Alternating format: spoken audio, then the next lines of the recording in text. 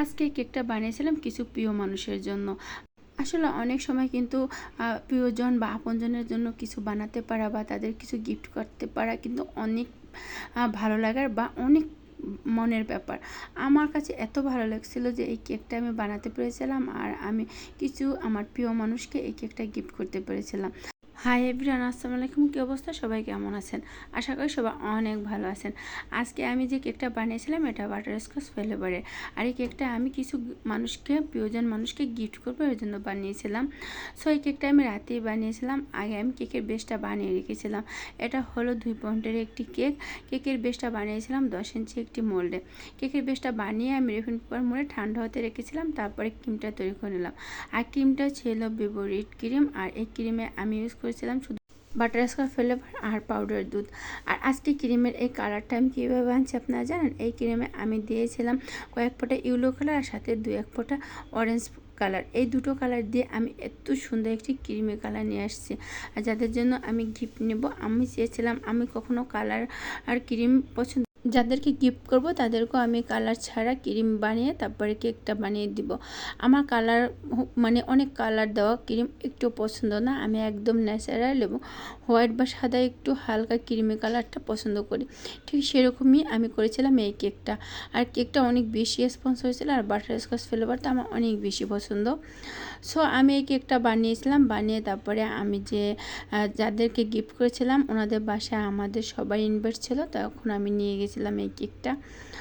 So আমি অনেক সুন্দর করে বানিয়েছিলাম আর মাশাল্লাহ এত সুন্দর করে যে বানাতে পারবো আমি মানে ভাবতে পারছিলাম না, কারণ আমরা ছিলাম অন্য জায়গায়, আমি বাসাতেও ছিলাম না। সো ওর ভিতরে যে আমি কেকটা এত সুন্দর করে বানাতে পেরেছিলাম এটাই অনেক বড় কিছু। আর কেকটা সুন্দর করে বানিয়ে আমি রাতে ফ্রিজে রেখে দিয়েছিলাম। তারপর সকালে যখন আমরা গিয়েছিলাম ওদের বাসায় তখন আমরা এইটা নিয়ে গেছিলাম। আর এটা বাটারস্কচ কেক ছিল আর খুবই সুন্দর আর ফ্লেভারটা অনেক দারুণ ছিল। এই কালারটা আপনাদের কাছে কেমন লাগলো একটু কমেন্ট করে জানাবেন। অনেকে কালারফুল কেক কিন্তু পছন্দ করে আর অনেকে একদম সিম্পল ন্যাচারাল কেক পছন্দ করে। তাদের জন্য কিন্তু এই কেকটা অনেক বেস্ট। এটা ছিল 2 পাউন্ডের একটি কেক। আমি সুন্দর করে ফিনিশিং করে তারপর ফ্রিজে রেখে দিয়েছিলাম। আর মাশাআল্লাহ আজকে কেকের ফিনিশিংটা দারুণ হয়েছিল। আর কেকের ফিনিশিং দারুণ হলে বা খুব সুন্দর হলে কেক দেখতে অনেক বেশি ভালো লাগে। স্কাবার দিয়ে চারপাশে একটি ডিজাইন করে নিলাম, উপরে প্যান্ট লেপ দিয়ে একটি ডিজাইন করে নিলাম, ছোট্ট একটি স্টার নজল দিয়ে নিচে বটারটা করে নিয়েছিলাম। আর একদম সিম্পল ইজি একটা ডেকোরেশন করেছিলাম। মানে এটা নিয়ে আমি কোনো প্যারা বা কোনো কিছু আমার মানে ফিল করতে হয়নি, কারণ খুব সুন্দরভাবে আমি অল্পের ভিতরে কেকটা বানিয়ে ফেলেছিলাম। আর কালারটা দেখুন অনেক জোশ কিউট। আপনাদের কাছে কেমন লাগলো অবশ্যই কমেন্ট করে জানাবেন।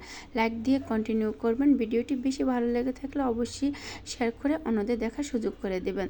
ফলো দিয়ে পাশে থাকবেন। ইউটিউব থেকে দেখলে সাবস্ক্রাইব দিয়ে অল বাটনে ক্লিক করে রাখবেন। কথা বলতে বলতে ডেকোরেশন শেষ করে ফেললাম। এবারে আমি সুগার বল দিয়ে সাজিয়ে নেব।